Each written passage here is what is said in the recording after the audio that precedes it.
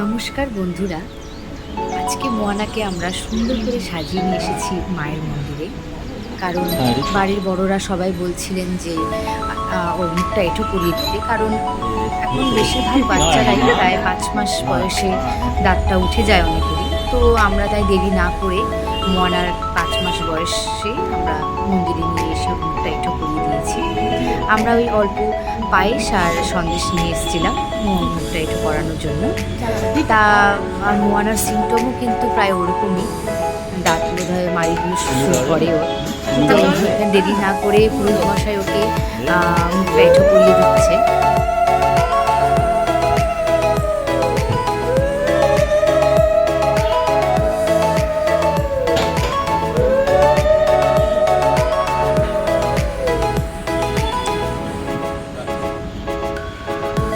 মুখটা এঁটো করানো হয়ে গেলে ওকে নিয়ে মায়ের কাছে নিয়ে যাবে পুরোহিত মশাই।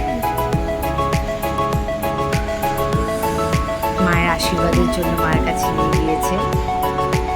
মা যেন আশীর্বাদ করে ও যেন সুস্থ থাকে, সবল থাকে, ভালো থাকে যেন আমার মেয়েটা।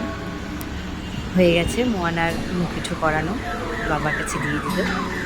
এখন আমরা টুকটাক কিছু ফটো তুলেছি ওখানে সবাই মিলে, যারা যারা গিয়েছিল, ওর বড় পিপি, আমি, আমার শাশুড়ি মা, মানে আমার মেয়ে ঠাকুমা, আমার হাজব্যান্ডের কণিকা দিদি অবশ্যই।